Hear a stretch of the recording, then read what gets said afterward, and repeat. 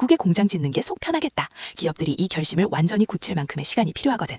그래서 미국은 협상장에 앉아는 있겠지만 판을 확 끝내지는 않을 거야. 호르무즈는 언제든 다시 막힐 수 있다. 이 불안함 자체를 상수로 만들어서 기업들을 압박하는 거지. 전쟁이 완전히 끝나지 않는 이유가 바로 이거야. 미국한테 전쟁은 이제 돈 버는 도구거든. 언니 오빠들 안녕? 나야 김마담. 오늘은 단도직입적으로 들어갈게. 이번 전쟁에서 미국이 진짜 노리는 게 뭔지 얘기해 줄 거야. 언론에서는 이란 핵 위협 때문에 전쟁 시작했다. 홀로무즈 안보 때문이다. 이렇게 말하지. 근데 나는 좀 다르게 봐. 미국이 이 전쟁으로 실제로 챙기는 게 뭔지, 왜 이 전쟁이 쉽게 안 끝나는지 구조를 들여다보면 완전히 다른 그림이 보여. 귀 쫑긋 세우고 따라와. 이번 영상 끝까지 보면 미국의 진짜 목적이 명확하게 보일 거야. 언론에서는 미국이 이란 핵 때문에 전쟁을 시작했다고 해. 근데 나는 좀 다르게 봐. 이번 전쟁으로 미국이 실제로 뭘 챙길 수 있는지 냉정하게 계산기 한번 두드려보자고. 리슈어링이라는 말 들어봤지? 해외로 나간 공장을 다시 자국으로 불러들이는 거야.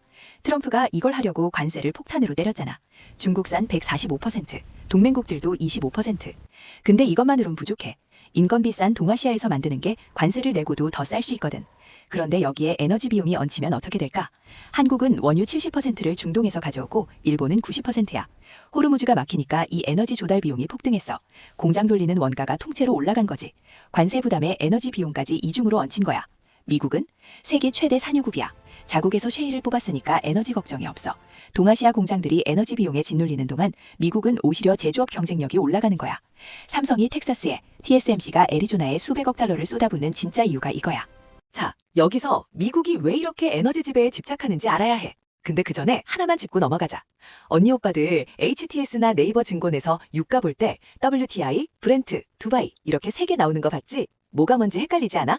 간단하게 정리해줄게. WTI는 미국 기준이야. 텍사스에서 파이프라인으로 오클라호마 쿠싱이라는 곳으로 옮겨서 거기서 거래돼. 미국이랑 캐나다 원유 거래할 때 이 가격을 써. 브렌트유는 영국이랑 노르웨이 사이 북해에서 나오는 원유야. 실제 생산량은 전 세계의 1%도 안 돼. 근데 바다에서 나오니까 배로 어디든 실어 나를 수 있어. 그래서 러시아, 아프리카, 중동 원유도 전부 브렌트 가격을 기준으로 매겨. 전 세계 원유 거래의 75% 이상이 이 가격 기준이야. 뉴스에서 국제유가라고 하면 사실 이 브렌트유 얘기야.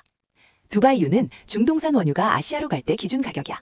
사우디 아람코가 한국이나 일본에 원유 팔 때 이 가격 기준으로 매겨. 정리할게. HTS에서 보는 건 WTI. 뉴스에서 국제유가라고 하는 건 브렌트. 한국이 중동에서 원유 사올 때는 두바이유 기준. 3개가 다 달라. 근데 방향은 같이 움직여. 하나 오르면 다 같이 올라. 자, 이제 본론으로 돌아가자. 사실 미국은 원래 기름의 왕이었어. 1901년 텍사스 스핀들탑에서 유전이 터졌을 때 기름이 150피트 높이로 솟구쳐 올랐대. 그때부터 텍사스, 캘리포니아, 오클라호마 곳곳에서 유전이 터지면서 미국이 세계 최대 산유국 자리를 쭉 지켜왔어. 1970년에 하루 964만 배럴로 정점을 찍었는데 그게 사우디랑 러시아 생산량을 합친 것보다 많았어. 근데 1970년 정점을 찍고 나서 생산량이 서서히 줄기 시작했어. 쉽게 꺼낼 수 있는 기름은 다 뽑아낸 거야. 거기다 1973년에 1차 오일 쇼크가 터졌어. 그 해에 이집트랑 시리아가 이스라엘을 기습 공격했어. 용키푸르 전쟁이야. 미국이 이스라엘 편들면서 무기를 지원하니까 중동 산유국들이 이스라엘 지원하는 나라한테는 기름 안 판다면서 미국이랑 서방 국가들한테 수출을 끊어버린 거야. 유가가 석 달 만에 4배 폭등했어. 미국 주유소에 차가 줄을 서고 번호판 끝자리가 홀수면 홀수날, 짝수면 짝수날만 주유할 수 있는 배급제까지 나왔어. 충격이 가시기도 전에 1979년에 2차 오일 쇼크가 터졌어. 이번엔 이란이야. 팔레비 왕정이 무너지고 호메이니가 집권하면서 이란 원유 생산이 뚝 끊겼어. 유가가 또 폭등했지. 세계 최대 산유국이었던 나라가 중동 눈치를 보아야 하는 신세가 된 거야. 그 이후로 40년 동안 생산량이 계속 줄었어.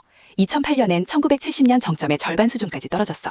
에너지를 중동에 의존하면 어떻게 되는지 2번이나 뼈저리게 당한 거야. 그런데 2000년대 중반부터 판이 바뀌기 시작했어. 셰일 혁명이야. 미국한테 단순한 기술 발전이 아니었어. 중동 눈치 안 봐도 되는 에너지 독립이었던 거야. 사실 셰일층에 기름이 있다는 건 예전부터 알았어. 근데 바위 틈새에 갇혀 있으니까 못 꺼낸 거야. 그걸 수압화세 기술로 해결한 거야. 땅을 옆으로 뚫고 물이랑 모래를 고압으로 쏴서 바위를 쪼개면 갇혀있던 기름이랑 가스가 올라오는 거지. 주요 생산지가 텍사스야. 퍼미안 베이신이라고 불리는 서부 텍사스 지역이 미국 전체 원유 생산의 46%를 차지해. 거기다 노스다코타 바켄, 텍사스 이글포드까지 미국 땅덩어리 곳곳에서 셰일이 나오는 거야. 결과가 어떻게 됐어? 2009년부터 생산량이 다시 올라오기 시작하다니 2018년에 1970년 정점을 넘어섰어. 2023년엔 하루 1290만 배럴로 사상 최고치를 찍었어. 사우디, 러시아 다 제쳤어. 50년 만에 세계 최대 산유국 자리를 되찾은 거야. 근데 미국이 오랫동안 원유 수출을 법으로 막아놨었어. 1975년부터 40년 동안 수출 금지였어. 자국 소비용으로만 쓴 거야. 2015년에 그 금지가 풀렸어. 그때부터 수출을 시작했는데 아직은 내수 소비가 워낙 많아서 수출 비중이 크진 않아. 근데 트럼프가 에너지 지배를 외치면서 셰일 수출을 대폭 늘리겠다는 거야. 40년 동안 중동 눈치 보며 살았던 게 미국의 뼈아픈 역사야. 셰일 혁명은 미국에게 단순한 기술 발전이 아니라 이 40년의 굴욕을 갚는 복수전이었던 거지. 자, 여기서 소름 돋는 포인트 하나 짚고 갈게. 한국이 1,000억 달러어치 미국 에너지 사겠다고 약속한 거. 일본이 알래스카 LNG 프로젝트에 투자하겠다고 한 거. 이거 언제 나온 얘긴 줄 알아? 2025년이야. 전쟁 나기 전이야. 그때만 해도 무역 흑자 줄여주냐고 억지로 사주는 거 아니냐? 미국산은 중동산보다 비싼데 왜 사냐? 이런 말들 많았어. 기업들도 반신반의했지. 중동 기름이 더 싸고 카타르 LNG가 더 가까운데 굳이 미국 거 살 이유가 없었거든. 그런데 지금 상황을 봐봐. 호르무즈가 막혔어. 중동 원유 못 나와. 카타르 LNG도 못 나와. 아시아 정유사들은 기름 구할 데가 없어서 난리야. WTI나 브렌트유보다 우리가 직접 사와야 하는 두바이유 현물 가격만 미친 듯이 치솟고 있어. 이제는 돈을 줘도 기름을 못 구하는 상황이 온 거야. 그럼 결국 눈이 어디로 가겠어? 선택지가 없어. 미국이야. 2025년에 한번 해볼까 하고 맺었던 그 계약들이 이제는 한국과 일본의 유일한 생명줄이 돼버린 거야. 미국은 씨앗을 미리 뿌려놨어. 전쟁은 그 씨앗에 물을 주고 햇빛을 쬐게 만든 거지. 기업들이 어쩔 수 없이 미국을 선택하게 만드는 구조를 완성시킨 거야. 그리고 전쟁이 길어질수록 이 구조는 더 단단해져. 기업들은 미국산 LNG 쓰려고 전용 터미널이랑 파이프라인 깔기 시작해. 이런 인프라는 한 번 깔면 20, 30년은 써야 하는 거야. 전쟁이 길어질수록 전 세계는 미국 에너지 시스템에 완벽하게 박혀버리고 미국은 40년 만에 되찾은 에너지 왕자를 누구도 넘보지 못하게 굳히는 거야. 자, 이제 핵심 질문으로 돌아가자. 미국이 지금 당장 전쟁을 완전히 끝내버릴까? 내가 보는 미국은 아니야. 지금 평화가 와서 호르무즈가 예전처럼 뻥 뚫리면 어떻게 될까? 중동 기름이 다시 쏟아져 나와. 카타르 LNG도 다시 나와. 유가 떨어져. 그럼 기업들이 뭐라고 하겠어? 중동 기름 다시 싸네. 미국산 비싸네. 공장 미국으로 안 옮겨도 되겠네. 이렇게 돌아가는 거야. 미국은 이걸 원하지 않아. 미국이 원하는 건 단순히 기름 몇 번 파는 게 아니야. 한국이나 일본 같은 나라들을 미국 에너지 시스템에 완전히 종속시키는 거야. 아까 말했지. 미국산 LNG 쓰려면 전용 터미널이랑 파이프라인 같은 거대한 설비를 새로 지어야 해. 이건 한 번 깔면 20, 30년은 무조건 써야 하는 시설들이야. 이 인프라를 다 깔 때까지 미국은 시간을 끌 거야. 중동은 이제 불안해서 안 되겠다. 차라리 비싸더라도 안정적인 미국 에너지를 쓰면서 미국의 공장 짓는 게 속 편하겠다. 기업들이 이 결심을 완전히 굳힐 만큼의 시간이 필요하거든. 그래서 미국은 협상장에 앉아는 있겠지만 판을 확 끝내지는 않을 거야. 호르무즈는 언제든 다시 막힐 수 있다. 이 불안함 자체를 상수로 만들어서 기업들을 압박하는 거지. 전쟁이 완전히 끝나지 않는 이유가 바로 이거야. 미국한테 전쟁은 이제 돈 버는 도구거든. 오늘 얘기 정리할게. 미국이 이 전쟁에서 노리는 건 두 가지야. 첫 번째, 리슈어링. 호르무즈 막혀서 동아시아 에너지 비용 폭등하면 관세 25%의 원가 상승까지 겹쳐 기업들은 상택지가 없어져. 미국으로 공장 옮기는 게 답이 되는 거지. 두 번째, 시일가스 수출.